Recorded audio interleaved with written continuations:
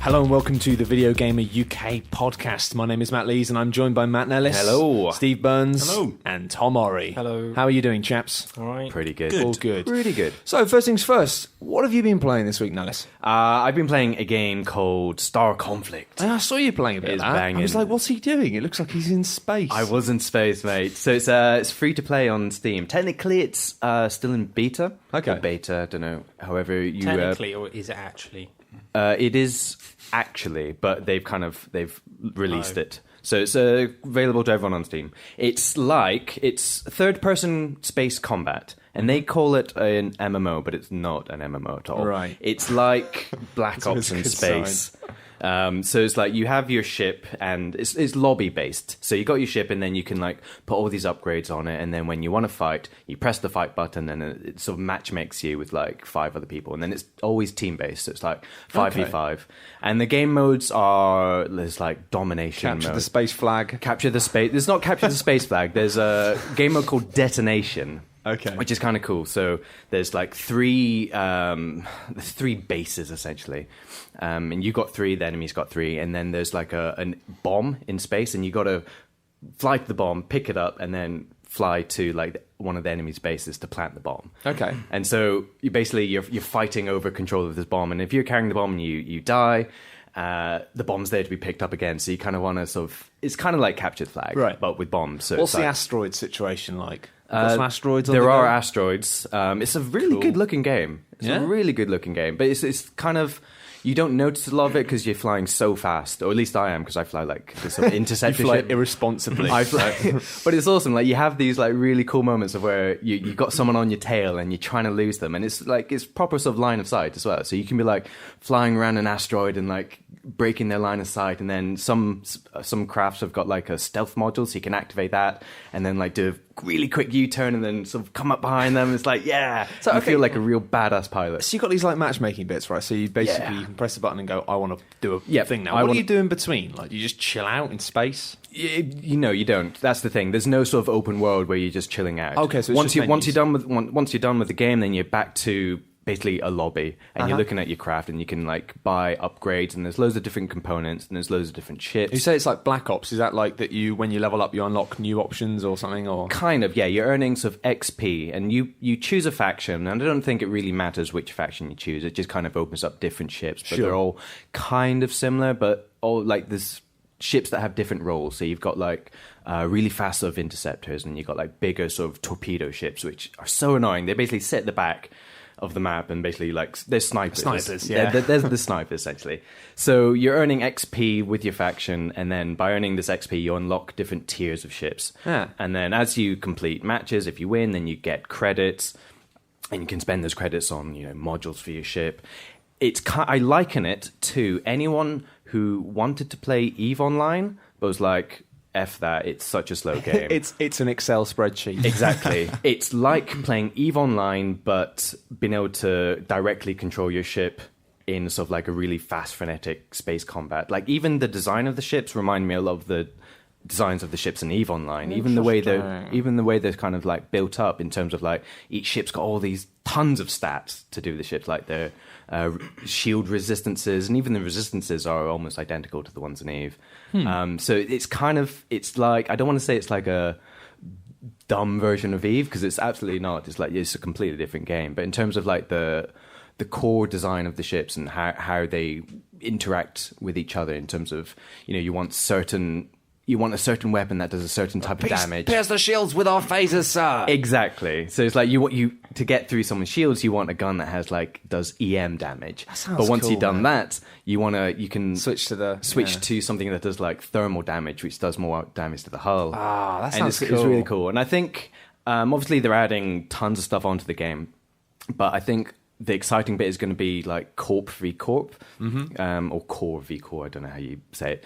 But where you can have guild battles essentially, and they said they're going to bring in massive sort of battleships which will be used in these battles, and I think that would be really cool. And I think creating team compositions, almost similar to like Dota and League. Yeah, I was going to say, I mean, I assume do you just have one ship or you can have multiple ships? You can have multiple ships. You've got like 4 loadout bays, actually 3, and then you can unlock a 4th. Because I thought as much, because it sounds like you might have like, if you're on a straight deathmatch, you might want something like dogfight, but then if you're like doing this, capture the bomb and put it on their planet or whatever. You want a really fast ship. Yeah, you know. Yeah, so it's like at the start of a match, there's a game mode called, I can't remember what it's called, but basically someone on your team is assigned like the team leader, and if as long as they're alive, you'll get infinite respawns. So when you die, then you just wait 20 seconds, then you're back in the game. But if your leader dies, you get no more respawns. So it's kind of like a race to kill the opposition's team leader, but also protect your team leader. That sounds like a laugh. I might go at that at lunch. It's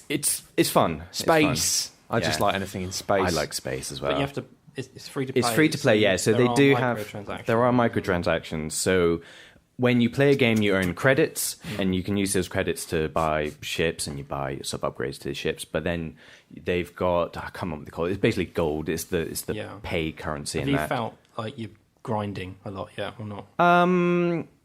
I've not felt like I've grinding, but I can see a grind happening because I've got tier 2 ships at the moment, and that costs quite a lot. Yeah, but then it only took me, I don't know, it only took me like 6 games to get enough money for the way I always find it with those things though is it's like your kind of first couple of tiers of unlocks in free to play games are like really reasonable, and you go, oh, this is all right, it's not too bad, and then suddenly there comes a point where it just goes, yeah, now you're going to have to play it for like 4 months or give us £3. Yeah, but actually, like a lot of people have a go at that stuff. But I think sometimes if you play the game for like 20 hours and you've had loads of fun with it and not paid anything, it's like sure, take my money. Yeah. I do find that maybe it's just in my head, but I feel like I'm earning more credits from doing tier 2 battles. So if you got a tier 2 ship, then you get placed in matches with other tier 2 players, and you won't go up against people who have tier 3 ships. Sure. So you never... It's like classes in racing games. Exactly. So you're not going to have someone who's basically paid like £100,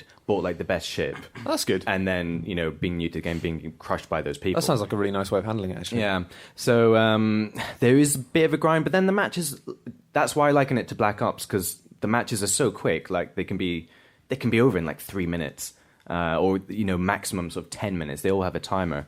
So it never feels like you're spending loads and loads of time for very little gain. Oh, those things are evil, though. Like, the amount of games I've played where it's like one game can last 10, 20 minutes. I lost, like, weekends to FTL, actually, like, talking to space. Just because it's like, games sometimes... Every time I start a game with FTL, I'm like, well, it only takes about 20 minutes. And then, like, 2 hours later, I'm like, I've almost completed it. But it's like last night, I got back and I was like, right, I'll just have a quick game of Star Conflict. Just a few games, a few rounds.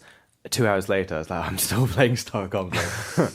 So I'm enjoying it at the moment. I'm absolutely enjoying it. Interesting. How long it lasts, I don't know. But it'd be interesting to see how much they add on to the game throughout sort of the development cycle. Yeah, it's just difficult, isn't it, with all these games? Somebody actually on Twitter the other day, one of the chaps from BitSocket, who are some mad Glaswegians who make fantastic videos. You should check that out if you don't already. But they were talking about this interesting idea of games and saying, are games kind of finished products now, or do we just have to accept that they're kind of this always a work thing? in progress? And especially with the way the servers shut down and stuff, it's kind of like that element of nostalgia of just being able to fire up an old game. Yeah, is that going to be a thing that we don't see anymore? And it's weird, isn't it? I remember reading a quote from a developer who, I'm sorry, I can't remember who, but I'm sure if you Google it, and the quote was something along the lines of, games are never finished, they're just released. Yeah. So, I mean, there are plenty of games, from ye olden days that came on cartridges or whatever, where they are patently unfinished. Yeah. And so it's the big double-edged sword, isn't it? Is that essentially like having a patching system is like having an overdraft. It's like you don't have to stick to anything because you like to, or a credit card. You're like, well, I'll just do that later. Yeah. I can do this. I can dip in, and then some developers will be good with it, but some will just, you'll be a beta tester for that game for. What was that game that came out? Boiling Point, Road to Hell. Do you remember that on PC? The game where it took you ages to... It's like an open world game. Right. A bit like Stalker. I think there's some connection there, but set in like a Latin jungle. And it was about drugs and something. and it's a game where it took you ages to save the money to buy a car. Yeah. But the game was so buggy that when you bought it, when you turned around and turned back, the scenery would eat the car.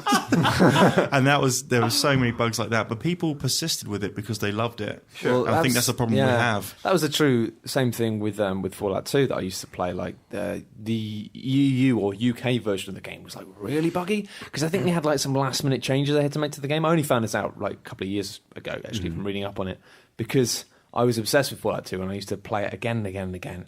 And I never actually finished it because of a bug. There was a door that wouldn't open, and that was the door I needed to go through to end the game. Yeah. But weirdly, I didn't resent it that much. I was just like, oh, God damn it. But there was a huge bug where same thing, like it took you ages to get the money and all the equipment you need to buy a car.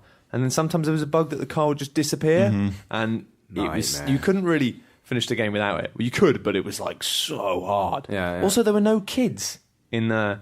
I think the reason that some of these bugs came about is because they removed the children from the UK version, I think, because of the differences in localization. It was just like, it's not cool to have a game full of drugs and violence and have children. in it. Yeah. So I got really confused because I was obsessed with trying to do all the quests. And there was a couple of quests where I was just like, they hadn't taken out a couple of little quests that involved you having to do something The to strings a are child. still there. And I was just like, where is this character? I've looked everywhere for this character and it's just not there. And when I found out there was a patch that puts the kids back in, I was like, there were kids? Yeah. I guess in a weird way, it's like this sort of trend of releasing games that are still a little bit broken, but on the basis that, we're going to patch it, day one, and then it's in a month. It happened, the first instance I remember of this happening was with MMOs, with Anarchy Online. Like, if anyone remembers Anarchy Online's release, it was a broken mess. It was pretty much unplayable. A year later, amazing game. Still buggy as hell in areas, but they're, basically game-breaking bugs. Like, you could not play the game. Yeah. But because it's an MMO, in that space, you assume it's going to get, iterations and added. Well, it's weird, isn't it? I just think, especially because so many games are built around... and there's two games, actually, that I'd use as examples, like, for this sort of, like, going back and treating them as if they are, like, kind of... at any point just firing up a console. And the one that worries me the most is I know we bang on about a lot, but Dark Souls, just because it's like... But then it's like the online stuff is really cool, but I kind of feel like I don't need it now. I love the multiplayer stuff, but if I just want that nostalgia, I could just do it on my own. And I kind of like the fact that games like that can't be too soured by the servers being switched off. Conversely, though, there's stuff like XCOM, where I'm like, XCOM is a game in recent years that I just think is a classic. And I think it's just like, it's one of those few games that has come out on a kind of modern console that don't feel disposable. XCOM felt really solid, and I kind of felt like this is a game that I can boot up in 2 or 3 years' time and play again and have an amazing time with.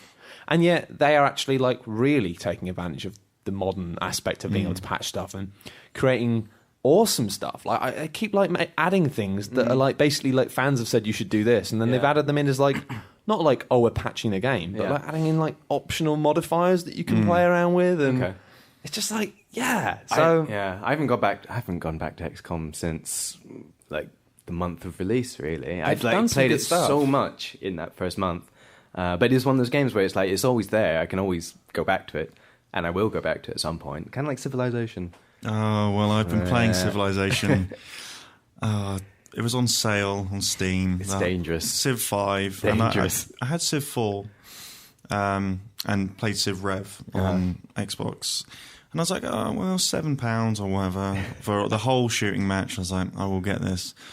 And I'm sitting there like, oh, I love Civ. It just, when it starts, and you're like, right. So, but also, I was saying the other day to you guys about how I'd chosen the Germans, essentially. Of course. And when I got to adopt the policies in later on in the game, it was like the best one for what I wanted, which was military expansion, was fascism. And I was like, I cannot. Would you say it felt like the natural option? No, I certainly would not. But I know a few people who would.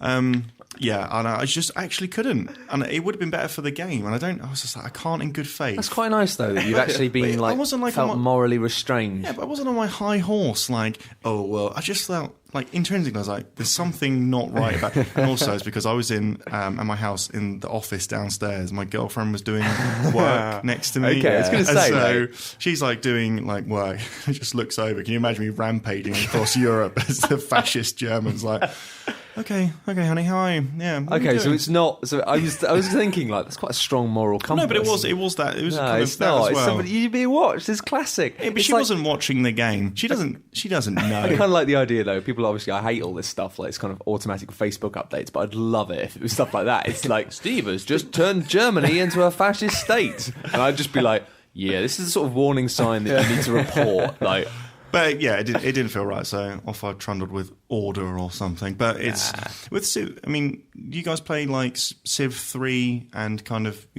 2 or the original because Civ 2 was the one I Civ got 2, into. Yeah, because I kind of came onto that like scene a bit later, and I've heard that there are loads of really cool features in those games that didn't make it. Like in Civ 5, I don't think you can plant a spy to bomb another nation's like cities. Apparently, you can do that in like Civ 2. And I just think that's such a cool like it's terrorism basically, and especially now that should be it was. But the option. problem with it was, and I think people like often a bit like rosy memoried with all this stuff because Civ 2 was great, but it got to a point where you had to micromanage like 100 cities, mainly because you'd taken them over because your influence or military might had basically just gifted you because the AIs would just go and build like way too many cities, and then when you took over, you would then end up with their infrastructure that you didn't want. It's like the fall of Rome, but instead of the fall of Rome of like your might collapsing, it was just like you just got bored, and it just got to the point where you just basically just start nuking everything just because you didn't actually want the cities. You were just like,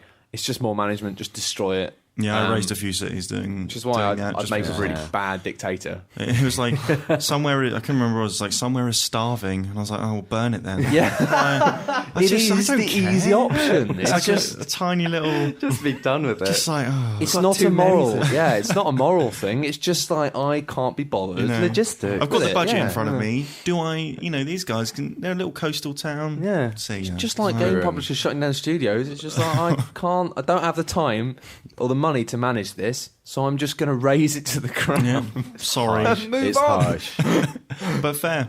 Harsh but fair. Well, anyway, there is actually a new game that came out this week. Games. My God, it's about. It's got that. Not out yet, actually, is it? Hair Simulator. Yes. Oh, it's Hair Simulator Yeah, 2013. It's so the It's hair. got the most realistic What's it called, Tom? hair. Tresifex. Tresifex. Yeah, I was going to say Tresemme then. That's advertising. That's advertising. Can we get Tresemme to sponsor the podcast? I am quite reckon. fond of conditioning my hair. I'd be happy to use it. Well, reach out. Yeah. I'm almost finished my shampoo actually, so well. we can sort this out. Let's try and fast track this one. If we No, can that sort this out is- pretty quickly, that'd be really handy. That's corruption on that. But no, Tomb Raider. So Yeah. it's apparently very, very good. I can't speak for its overall quality, but I have been playing the PC version, and it's flipping lovely. Actually, isn't it? I love it. His graphic settings are like low, kind of medium, high, ultra, ultimate. It's just like, and it scales pretty well. We're getting like around 30, 35 frames on kind of ultimate with all the hair stuff. Talk to me, Steve. Talk to me. But yeah, I mean, I like it so far. It reminds me a little bit of a kind of survival horror game mixed with maybe a bit of Metal Gear Solid 3. The survival, the hunting. I'm liking it. I think it's going to get better as well because it starts and it's very Uncharted.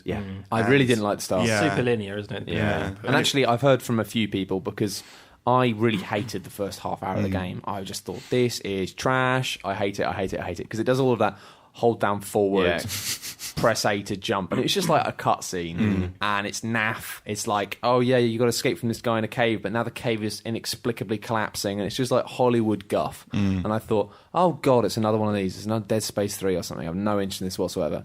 And then it gave me a bow and arrow. I killed a rabbit. I just sort of wandered about for a bit. And I was like, actually, from that point onwards, I'm like, actually, I really like this. And I can't quite put my finger on why, because I've only played it for about an hour and a half. But I'm really excited about playing more. And it does bear repeating. It is gorgeous. Even on PC, obviously, it looks like mega love. But, oh God, I'm doing this again. I've started talking like Lara Croft did in that stupid video. It's mega love, babes. I've got to stop doing that. It's awful. But even on 360, it looks amazing. It's really, really lovely. It is a very good looking game. Not only does technically, not only does it look technically very good, in terms of the art direction, I mean, it's easy to say, and this is one of the things in reviews when people say it looks brilliant. You're like, okay, but we've been saying games have looked brilliant for 20 years or whatever. Yeah. There needs to be kind of more of a qualifier. I mean, Okami looks in a ways better than a lot of games that come out now, even though they're technically more advanced. But the art style in this is superb, and it mixes with that technical ability. I think that's the real kind of genius of it. If you were to say it had something that was really going for it, would be that. I mean, because everything feeds into the environment, seems to all be working with its style and design, and you just feel cool. Like there's shipwrecks, Diagonal Rain. Diagonal Rain. That's it. Like we played it for 20 minutes. Me and Matt did a video which was basically us kind of playing the game for 20 minutes in a kind of relatively early but non-spoilery area, and just really, really impressed by it visually. And it is, as you say, it's an art style, but it's more that it just paints a world. And so I found myself, like, when I was climbing down these ladders and stuff, felt like I was in a real place. And my God, the ladders are absolutely ladders. Bloody hell. Those ladders are off the hook. I can't talk about that ladder enough. I like the fact that people in the YouTube comments for that video were genuinely thought we were being sarcastic. They weren't sure where it's like, sarcasm. You got to put the YouTube video in HD. You've got to, because in 320 it might look like we're being sarcastic, but when you see the dull gleam off those copper dynamic lighting, this is on the Xbox version as well. Dynamic lighting, it's amazing. And also, I mean, the thing is, I don't know if it's just me being an acceptable human or not, but I did kind of like the fact that I realised the next day that Lara Croft was climbing up a ladder with a camera below her, and I was not gawping at her bottom. I was looking at the ladder. Because she was carrying a torch as well, which ladder. is a difficult thing to do. Yeah, fair play to her. Fair play. And I think that's, it's one of those things where actually the guy who reviewed it for us is freelance reviews, so we haven't actually really played it extensively. But from what I've been hearing and what I've played so far, I definitely recommend it. It looks like a game it's the first AAA game since Devil May Cry that I've kind of played a bit of and thought, I'm going to play this all the way through. It's actually the first AAA game in a long time that I'm actually going to buy month of release. Like, I usually don't. I usually wait for, the 3-month price drop and then pick it up, because I'm usually not that bothered about it. But, I'm actually quite interested in playing a bit more Tomb Raider. March looks like it's going to be pretty good, I think. I think so far it's been a cracking year. Well, you've been playing Ascension, haven't you? Yeah, God of War. You're talking about good-looking games. Yeah. This is good. Right. This is good-looking in a different way, I think, because it's like, I wouldn't say it was arty, but it is like, look at all this stuff I'm putting in your face to look at. I think that there's a demo out now that is, I think, the first 30 odd minutes. Okay. And I've played a little bit further than that, basically. And the first 30 minutes, the game starts, and it's not that thrilling. I don't think the opening is that incredible. Yeah. But then it quickly... Do you rip the eyes out of something? No. It kind of escalates and escalates until, the end of this, opening sequence is, I said, is this happening at one point out loud? and holy fuck. Sounds like God of War. They're not things I normally say, and it was it is, lots of it is interactive cutscenes in a way, but it's so the way they handle scale is really good. They've always done that. The way the camera pans, and often the camera will zoom out a mile and you get to see the bigger picture, but you're still in control of Kratos and stuff. And the way it all builds up to this final battle in this one opening hour is pretty incredible. And it's I was mocking a quote on one of the posters or some advertising saying it looks like a PS4 game. It doesn't look like a PS4 game, but it makes you think, if they can do this on a PS3, and this is I'm more excited about this game visually than I am about most stuff I saw at the PS4 conference. And it just looks like this is blockbuster gaming. This is what they should. This is, if you're going to make a blockbuster game, this is what you should model it on. This it is so spectacular in terms of how it presents what is on the screen. It's not just I'm trundling on a corridor hitting some people. It's the way they move the camera around, the way they mix massive, great big things with small things, and it all kind of you can't believe it's a game still, because it looks like a cutscene a lot of the time, and it is it just looks amazing. And I think people will complain that the emphasis on the way it looks is going to have an effect on the combat, and I think it might do to an extent, because at times you can't really see what you're doing.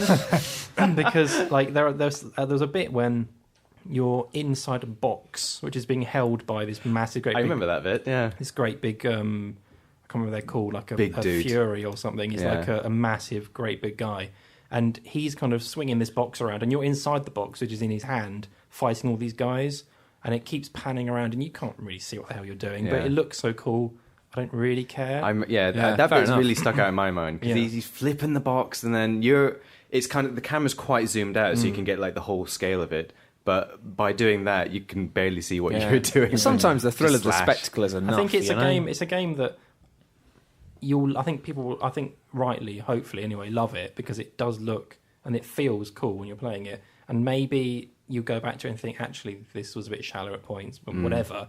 But for like an experience and a cool experience, it's like really good. And I think they make games that are, when you're playing them at the time, you think they're great. I think that's good enough. Like, it doesn't have to be a game that in 5 years' time everyone goes, this was like game of the generation or whatever. Yeah. It is a blockbuster game that, I mean, blockbuster films these days are generally quite shit, most of them. Yeah, but if you enjoy it, but this is like a game that does blockbuster better than like, look at something like Battleship, which cost God knows how much. $200 million or something, and it's a load of I think crap. half of that was Rihanna. This is like- Rihanna was in that, right? Yeah. Starring Rihanna. I love that Battleship film though, because it was So literally dumb. like from the toy company that brought you Transformers, and I'm like, hang on a minute, the toy company, like not like any of the people involved in the film. It's like, no, the toy company.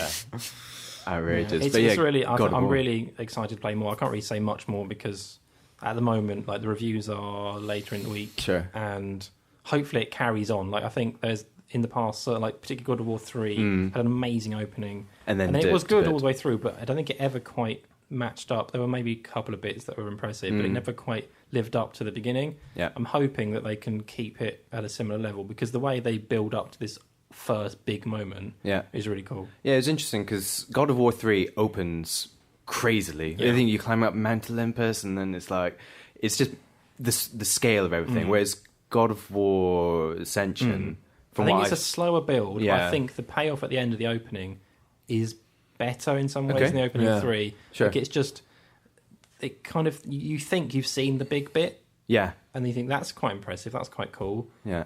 But I actually preferred 3. Uh-huh. But then it carries on getting bigger and bigger, and, Okay, cool. and like you do something that's even cooler, and then stuff happens, cameras spin around and stuff. Well, they can't keep on Killer like, God. upping the ante really with that opening, because God of War 2's opening, I remember, it was incredible, and 3, I mean, it would essentially just have Kratos fighting the entire universe. Yeah. I mean, to its logical extension, he'd be punching the sun or something. Well, that's pretty much what Asura's Wrath is. Yeah, about. exactly. So Let me just stab the earth. it is cool though. I think that I'm going to sort of vaguely predict that actually the games we're going to see in the first half of this year are actually going to be the best. Whereas usually you kind of get that kind of, at the end of the year, you always get that game coming out. I don't know. I think the first half of this year is probably going to be overall better than the second. Bioshock as well. Because it's like you always get the games at the end of a console cycle always end up being class. But this cycle's been so long, it's like the creamiest cream of the crop ever. It's just So it's creamy. so creamy. And I'm pretty excited because I was feeling a bit down on this year last month when it did feel like a lot of publishers were basically just going, well, next gen, this game's going to look rubbish on next gen, so we need to bring it out now. So they were just sort of chucking stuff out, and there were lots of games coming out that kind of felt like either unloved or unfinished, or or just shite in the case of Aliens: Colonial Marines. But yeah, I'm kind of hopeful now. I was kind of last month I was like, oh, sod consoles, I'm just going to play PC games, and now it's like, nah, consoles are all right again. Hooray! And it was cold last month. I mean, when we leave the office now at 5:30, I can see. it's daylight. It is daylight. Sun. You had and sunglasses on the other day. Legitimate. It was legitimately sunny. Bear in mind, we were walking to the local supermarket, which is about a 1.5 minute walk. You brought out your sunglasses for that walk. It was very sunny. Did you not have to squint? Okay, I did. So who's winning? Me. Well, I'm just pleased Not that sure I if can you now won. I can cycle home without my genitals freezing. Yeah. Which Which is is really nearly as cool. important as the sunglasses thing. Absolutely. Nearly. Although I did get stopped by the police for speeding. Yeah, they What? were, but technically going through a red light. On a bike? Yeah. Well, you went through a red The light. police stopped you for breaking the law. I know. What the flip is that about? Cyclists. Too much power. There is It was, no law for was the kind of cyclists. awesome Too much though. I was power. like, I'm really sorry, officer. I was in a massive hurry. I'm not an excuse. He's like, oh right, yeah. What's the big hurry? And I was like, I've got a meeting at the US Embassy. And he was just like, at that point, he kind of went. Oh, actually, that does sound quite important. Do you think he was in the back of his head? He's like, "Is this guy a secret agent?" Yeah, no. Is He a said, secret agent?" oh right, because I didn't have a bag or anything on me. Uh-huh. I was like had basically nothing. He went, oh, you're going to the US Embassy, are you? Right. Well, I imagine you've got like loads of documents with you then, right? And I was like, yeah, I do. And like brought out this folded mass of like passports and papers from my pocket. And then I think at that point he was like, oh fuck, like I've actually like you are still breaking the law, but you've kind of got me on the back foot now. Yeah. Maybe come to the US Embassy with me and we'll have a chat about it. And then he went to me, oh, I would. Usually it's a £30 charge for this, but said I'm not going to do that today because of reasons. He literally said because of reasons. And I was like, what? That's very ambiguous. I didn't go, oh yeah, what reasons? Like, Thank you, officer. because I basically went, oh thanks very much. Yeah, I really appreciate it. And then cycled so slowly until he was gone. I was just like dangerously slowly. I probably could have like fallen off my bike. That would have been more likely to cause an accident. It probably was, but you don't want to be like cockily get like overtaking him. Wait, lads. Yeah, I don't like. I mean, I do like the police, but I mean, don't slow me down. I'm a very busy man on a bicycle. Diplomatic community over there. Diplomatic. Yeah, I should have. If I quickly cycled into the US Embassy, I'd be like, "You can't get me now. I'm in here."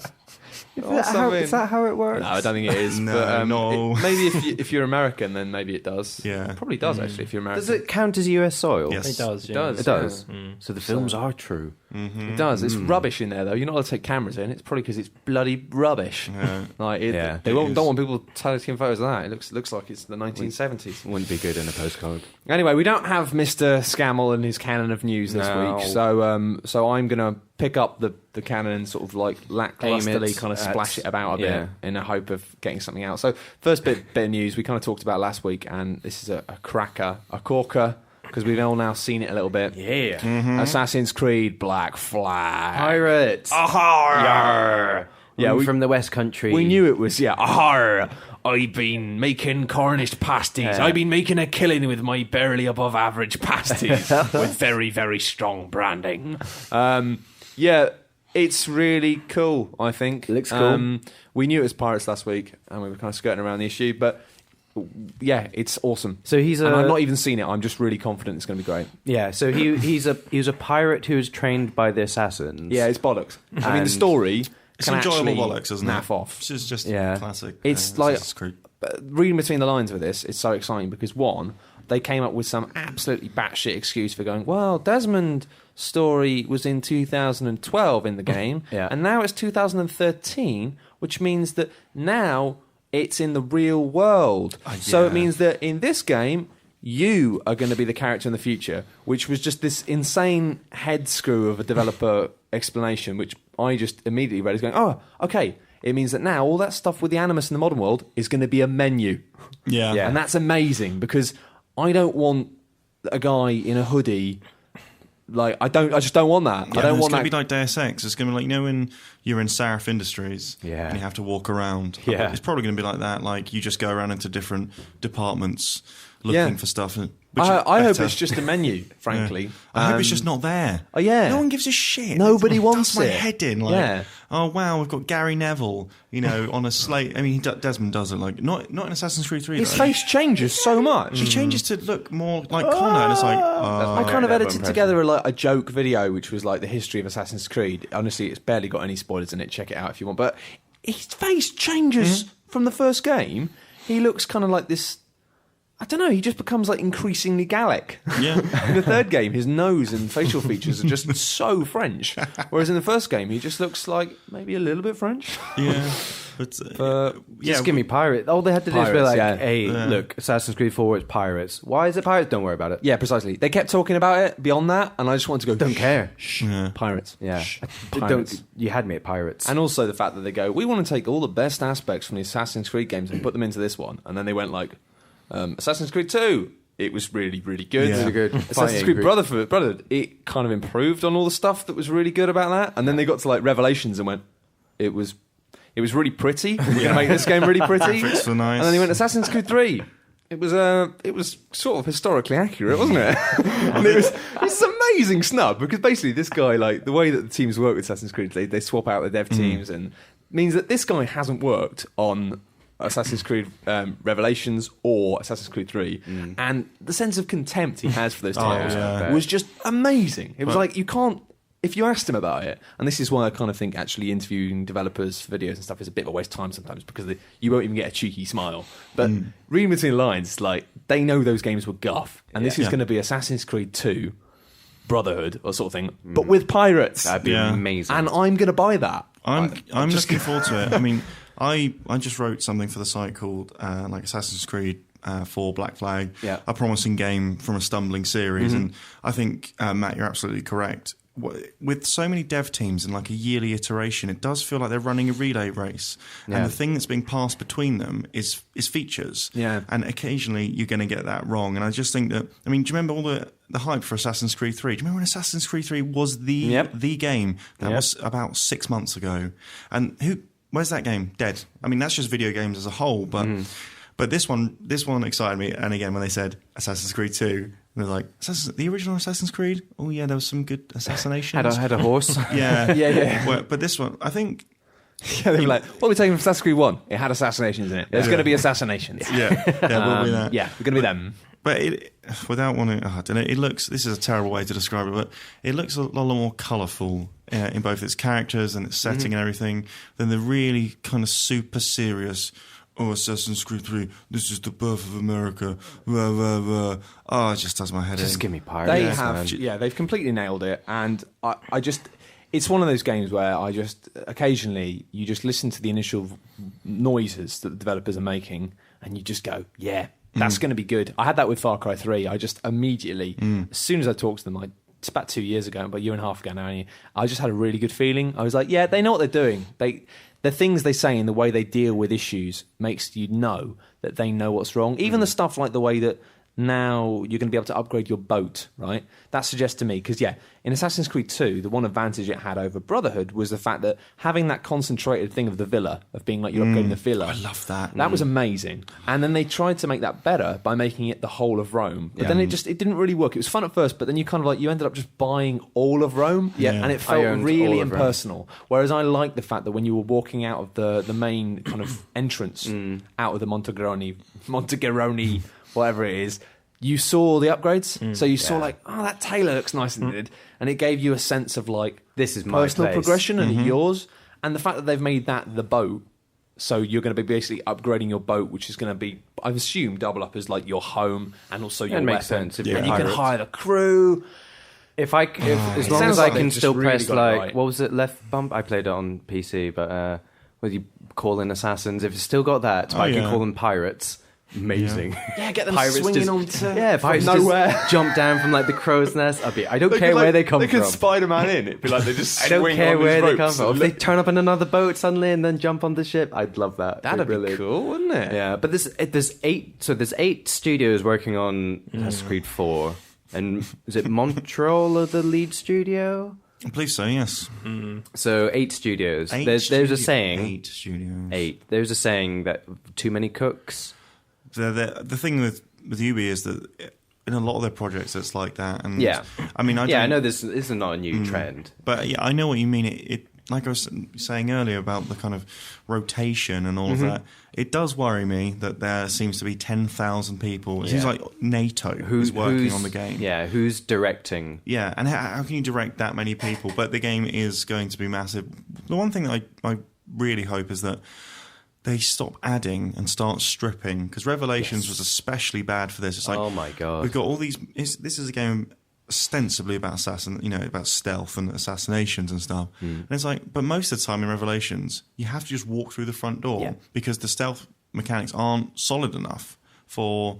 You can't sneak because you've got AI's like, even don't make any noise. So I'm hoping that it becomes a bit more stealthy, but a bit more solid. Just I enjoy Assassin's Creed despite all of its many flaws. Well, it just looks like fun. It felt like Assassin's Creed 3. I haven't really played it, to be honest, but from what I can gather, it felt like they were so obsessed with trying to tell a story that they just forgot that actually it's a game. It's a game. Yeah. And actually, Assassin's Creed 2, I liked the story, but I liked the fact that it was just like a little bit of exposition, and then you got a great fun game. Yeah, the combat in 2, and it kind of extended into Brotherhood.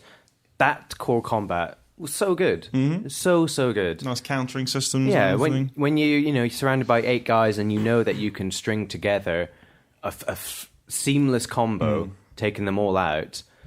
That was a great feeling. That was a great feeling. And all I wanted in those games was that combat and some assassinations. Yep. Couldn't care less about the story. It got fucking weird though. Aliens! What the? Sorry, spoilers. Yeah, but spoilers, come on, but I mean, if you haven't played Assassin's Creed 2 yet, is it the end of Brotherhood excuse. where I don't want to give away spoilers in case someone, but well, yeah, something happens at the end of Brotherhood actually, and apparently this is another wonderful thing of the Relay team is that one of the lead writers for the series. He didn't want that to happen. And I know a guy who interviewed him and he asked him about it, and there was clearly a hell of a lot of tension because basically it's that thing of too many cooks. Yes. And whilst the Ubisoft do seem to handle the whole having lots of studios working on one game situation quite well, in this situation, I think having the story juggling around, I think one of the lead writers of the series was really hacked off about that because somebody insisted that it was going to happen and he couldn't do anything about it. See, he was just like... That's weird. I think if you've got like multiple studios... sort of rotating throughout a series. You need a constant somewhere, and that should be the director. Like, so I imagine if you're writing a TV series and you go on holiday and you come back and they've just aired a TV show where they've killed like 3 of your main characters. You're like, oh mate, I had like, what are you doing? Yeah. But if you are going to switch out sort of writers, then do a handover, do a Sorkin like with West Wing, be like, okay, this is your season. Yeah. I don't know what happened with that, but it was weird. It was a bit unnecessary. It kind of felt like somebody somewhere came said, out like it came out. No, it felt like they wanted to end on a shock value. But it made no sense why that would happen. That. In other new news, Thief, which is coming back. Chief, which has taken rid of the 4. It's just Thief now. Thief. That looks really cool. Basically, we've seen some screenshots of it. We don't really know anything else. And we know it's going to be next gen, which explains why they have gone back to just... Although I have seen people saying, it looks just like the old Thief games. It doesn't. Does not. That's rubbish. It does not. Go and actually look at what Thief actually looks like now. It does not look like I think in their heads it looks like the old Thief games. In my head, the old Thief games look amazing. Yeah. Best game ever. But no, it's no. I mean, Thief 3 has that kind of early Xbox. It has that kind of bump mapping is everywhere and everything's very shiny and plasticky. Yeah. And I think that a bit like Splinter Cell Chaos Theory. That was the time when I thought the video game graphics were rolling over into the next generation. Yeah. I loved how that looked. But this, I mean, just come on, people. Like, when it's like this looks like a PS1 game. It doesn't. When people say that, no, it doesn't. That's your brain. It's your stupid brain. Exactly. The same brain that says, let's have 2 McDonald's in a day. Or, I like that brain. Oh, love that brain who says that. I've not done that myself. but yeah, a lot of people are saying it looks like Dishonored 2. I'm saying, so? Yeah, what's bad about that? I really like Dishonored. It picked up a BAFTA. One of the best game at the BAFTA. Yeah, exactly. Yeah.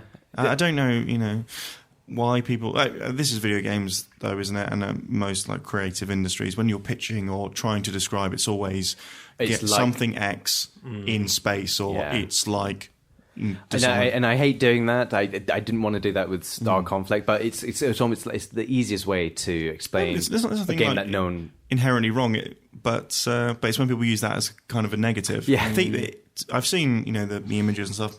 Looks pretty cool. Yeah. I will play it. Like, I might... It kind of encourages me to go back and play Thief 2, maybe.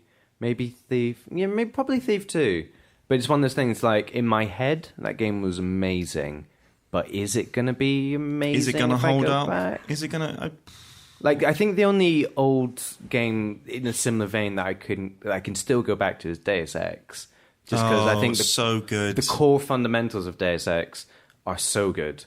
Like, once you get off Liberty Island, it's just incredible. Well, absolutely incredible. There's an interview, I'm sure I haven't imagined this, somewhere with Warren Spector, and he was saying that he kind of realised or knew there was cool stuff like an openness to Deus Ex when he was watching someone play it, like a tester or someone, Yeah.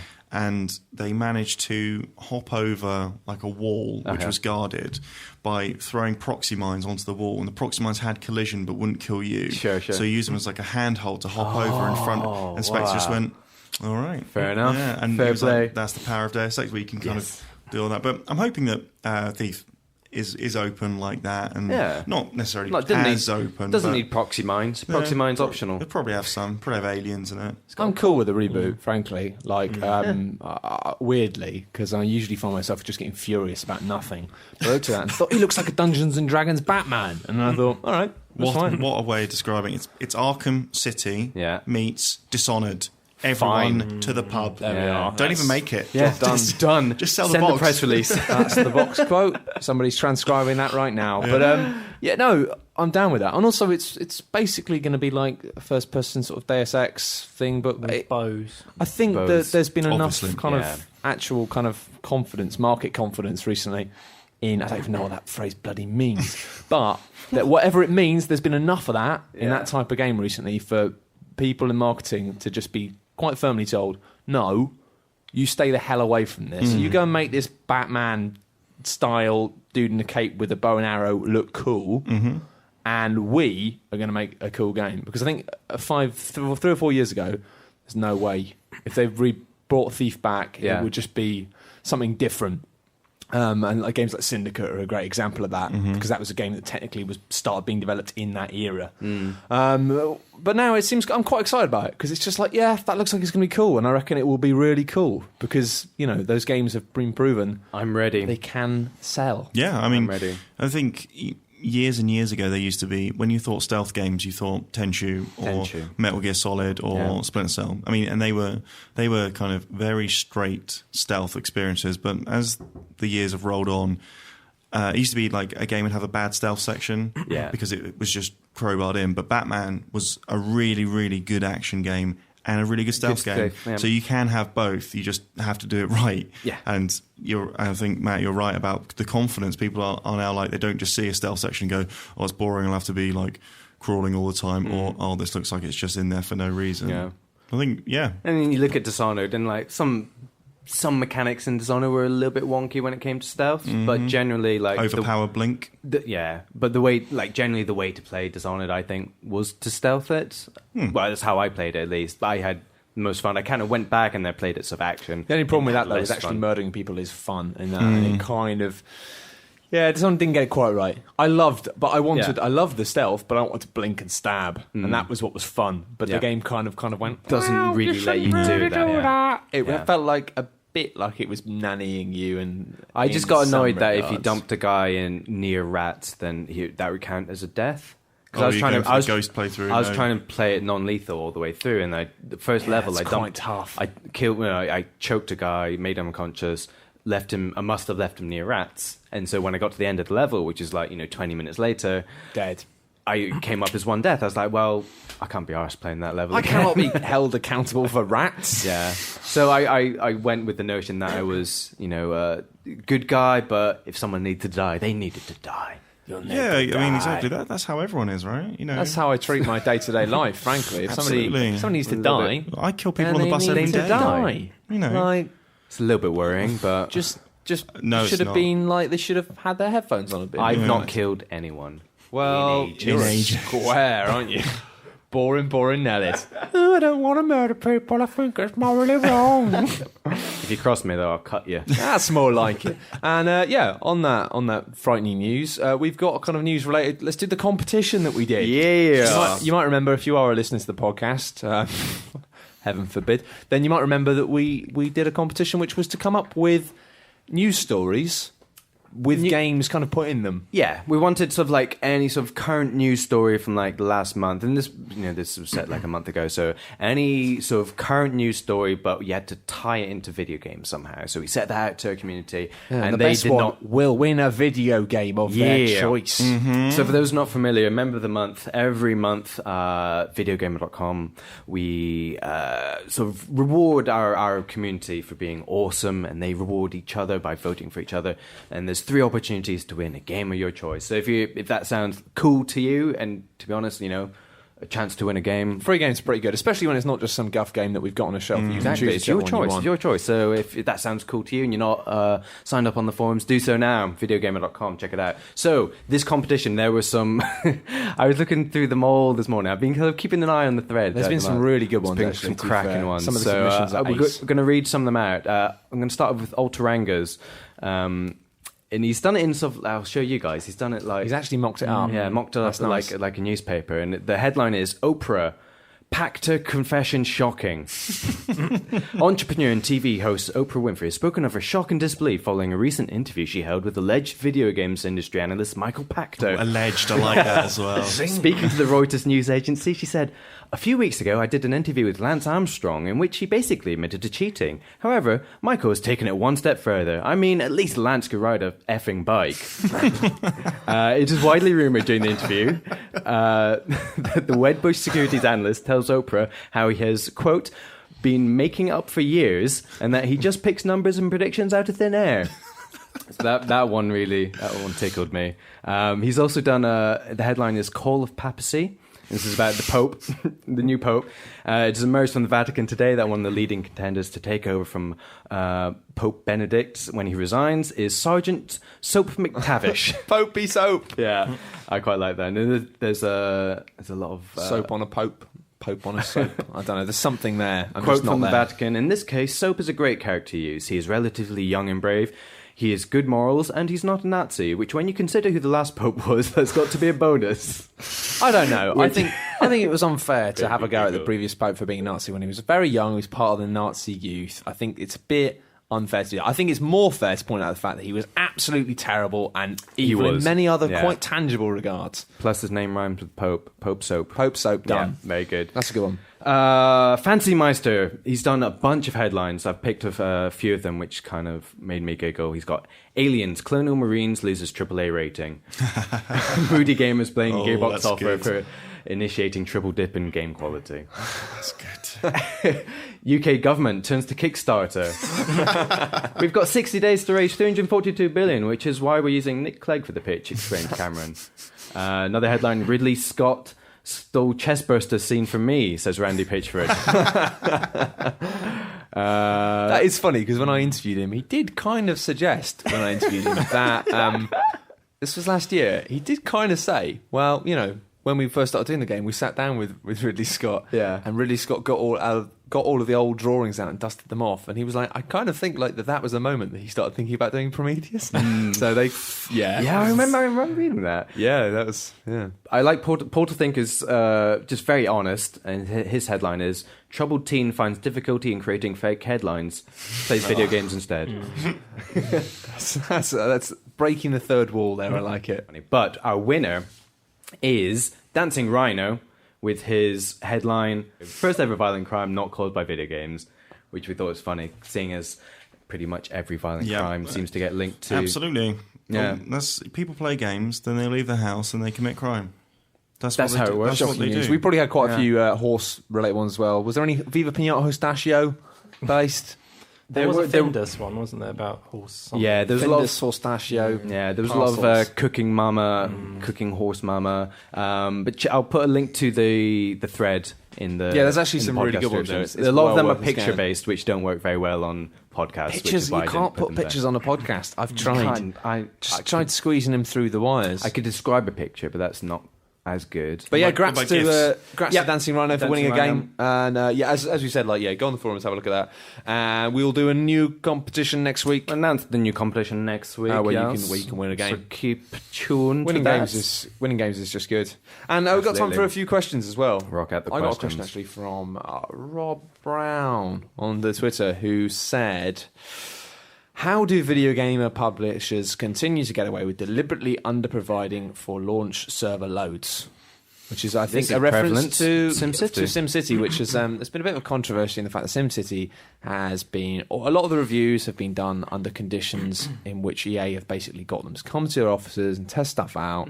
And this has been something that's gone on for a long time, especially with games with multiplayer components, often for stuff like Call of Duty and Gears of War and stuff like that, where they really want you to play the multiplayer. What they used to do is set up like kind of LAN games, where they basically be like, you come and play just to make sure that you've got enough people playing it to get the experience. And actually, to their credit, Call of Duty is one of the series that's always done a very, very good job of actually making it so you're actually playing online. Yeah. So it is like, this is what the experience is like, and they're not fudging it. But with SimCity, it seems like they've talked about a lot of the features being social and a lot of them being online, but people haven't really seen that. And now the game's come out, it's like, wait half an hour and then you can try and log in again because it's always online. So people have bought it and they can't even play it. You know, one of the problems just in general with server load, and this is what David Vonderhaar from Treyarch told me in an interview.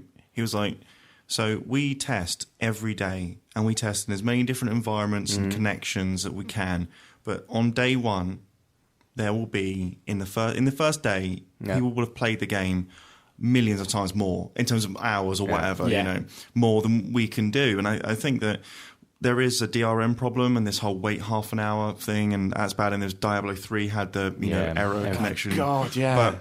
But from a logistics point of view, you imagine like planning like a party or something at your house with 8 of your friends, and you're like, right, the party's going to go well, and then you maybe buy a little bit more food and drink in case a few more people turn up, and then 1,000 people. But that's a kind of a different issue though, really, because that's like but that's just problems. In general, that's just server load. But when it's to SimCity sort of, it's almost like this seems different to the Diablo thing, where Diablo was literally just overloaded and then people can log in. But the SimCity, I haven't gone too deep into SimCity one, it's just server overload again. It's basically it's always on DRM, so it means you have to be online to play it, even single player. And because the day one servers aren't meeting demand, it's not working. It is similar to the It is basically Diablo it's more thing. similar to Diablo thing. Right. And it's like bugs and stuff. It's like fair enough. With the Call of Duty thing, it's more like when they have glitches and imbalance and people go, "Oh, this is rubbish. SMG. How can you release a game that's not finished?" And it's like, no, to be fair, like 8 million people start playing at once, like they're going to find stuff that people haven't found anymore, because it's just literally like in the same way that people would find crazy glitches in any game if you had that quantity of people. But in this, it's just a bit, I don't know how this aspect works, but it feels like the problem is it's like renting servers, and if you rent like loads of servers, then if you don't meet the demand, it is actually, like you're saying, it's about buying food for a party. It's like, let's just say I go and buy 4,000 Scotch eggs, and then like 6 people turn up. Exactly. I'll be like, oh, I've got 4,000 Scotch eggs. Does anyone want to take some home? I could take a Scotch egg. And you then can't do that with because I've servers. spent all my money on you can't do that with servers. Scotch eggs. But in that case, like the backlash they are getting from these server issues, is it not worth? I don't know. I don't know. I guess Is the backlash actually going to affect it, though? Well, that's the thing. Well, the is it problem going to is, affect? if you spent your money, you've already bought it, haven't you? Yeah. So the people who are getting annoyed are actually, in a way, it's like, well, because there isn't a system to say, well, I want my money back. I think the difficulty is, it's definitely a part of the fact that we do have this crazy pricing scale. So many problems with games industry seem to boil down to this, of like, games cost too much because they need to sell them all week one. And so that's what annoyed me most with Diablo 3, actually, was the fact that I paid above the odds to get it day one, because I just bought a download code and it was pretty steep. It's like 45, 50 quid or something. And because I thought I want to play it day one with my mates, and then not being able to play it basically for a week, pretty much, was like, well, I could have got it for half that price. But yeah, they kind of mugged you. It does feel like you've been mugged, because it's literally like, well, I've got my money now. What can I do? There's 5 or 6 different issues in that question. I mean, that's a very it sounds like a simple question, like why did it, how has this happened? But it's really expansive, and essentially it comes down to money. I do wonder if it is just a case of the companies behind these servers are going to start to be more adaptive and almost have like server curves or something, some sort of like system whereby you're not just buying servers in the same way you would for like a website. There's some pretty crazy server sort of technology and architecture where you have like backup. I don't know enough about it to say definitively, but I'm pretty sure there's like weird server technology where you can have like backup server, and then it goes from that. It's like a backup generator, revert power from the shields to the photon lasers. I don't know. With Old Republic, did they not stop selling it for a while because they knew they'd already met their maximum? Yeah, so, I think they might have done. I assume. Stop digital. Yeah, you could no longer get access day one, could you? After like near release, they stopped basically and said like you're not going to be able to access it day one. I don't know about that. They almost need to have servers tracking all digital sales.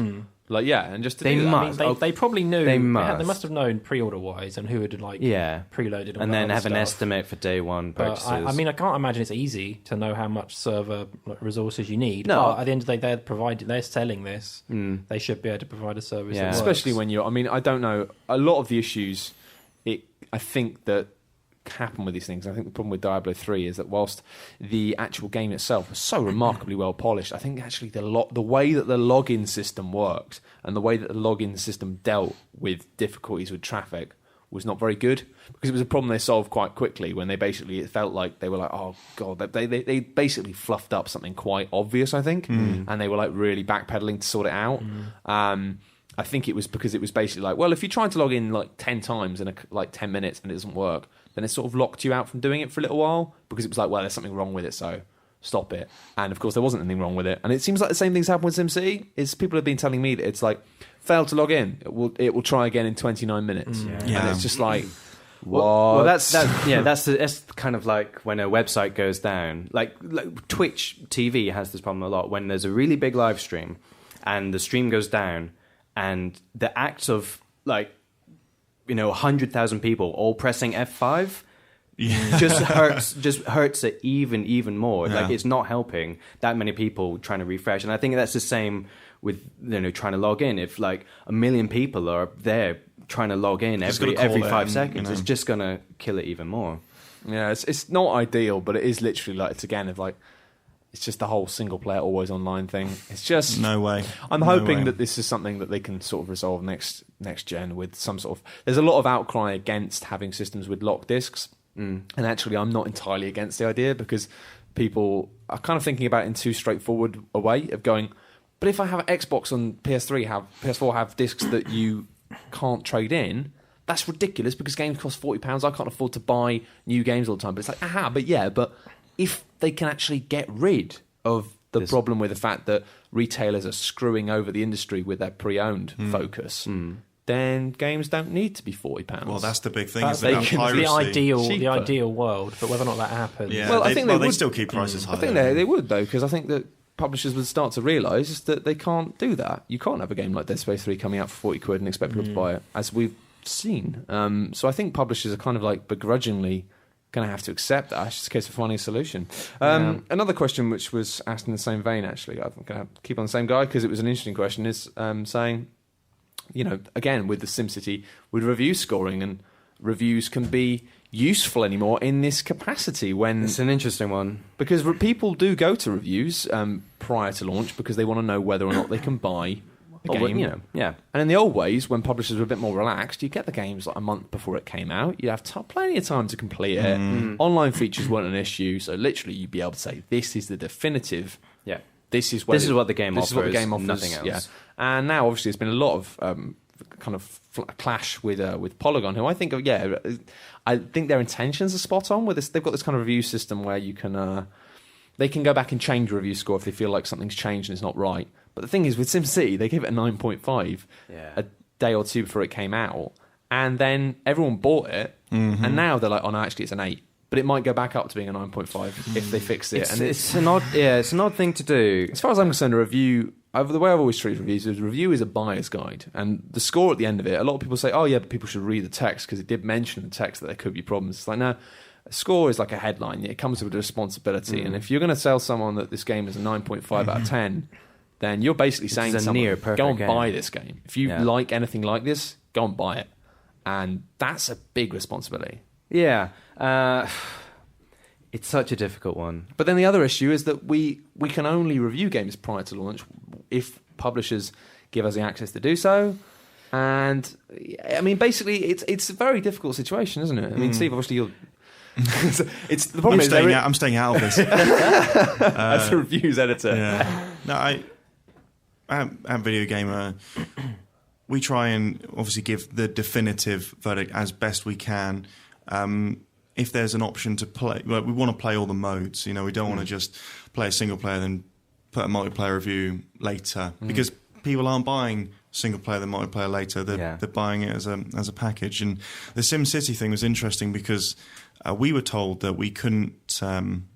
It was locked, so it's not out until Friday, and so but the reviews have gone live because it's come out in other territories, so it's region locked. And we were like, okay, well, we'll have to see. We're not going to any events. We're not doing that. We have to see how these things play in the wild. And with certain games, you can see where there'll be problems. Diablo 3, you know there's going to be a problem. SimCity, you probably know there's going to be a problem. And this is what Polygon's attitude to kind of fluctuating review scores. Whilst I agree, it is good to reevaluate things, but you're catering for a day one market, and if things change on day one when you're on day zero, giving it the big un, then you're in trouble because you haven't appraised how the game actually is. You're just saying it might be like this. It is difficult. Because basically what the situation is that you have to say, well, the only way we can do this is by waiting when we've got the final version of the game. But often because publishers are so tight, that's the same time that other people have it. So but I mean, what I would like to do is, when we can, is with games that have like a really heavy like online component, is give it a week in the wild. And even then, it's what they do. It's the standard now for when people review MMOs. Yeah, it's an ongoing because review. That's the game. Like it's not just play it with a few guys. And maybe again, tying back is if we can get into a situation where games aren't just have this shelf life a week and then they're forgotten, which is something that possibly could really happen if we have a more digital based thing, then that system will be fine. It all ties in, doesn't it? It all ties in. There's a really good book, I think called The Final Cut, I think, by a guy who used to work in Hollywood, Stephen Bark. Check it out. But he was saying that the term blockbuster didn't really exist in like the early 70s, like as we know it now. Sure. And he said that kind of paraphrase, but the industry became problematic when they started putting up the sales figures. Because then they could say America's #1 film, and people would have to go and see it. Right. So you've got so much hype driving people day one. But if we get it day one, then by the time our review is out, people have already experienced it. And so I'm hoping that there'll be a longer tail for games now, and whether that will happen. But that's my dream. Is that one day, you won't just have to go to a review event, sit there for 200 hours, get playing with a bunch of guys, and then you just kind of all have your received opinion. Like, did you like it? Yeah, it was good. No, we'll see how it goes out in a while, but whatever. We've made our decision.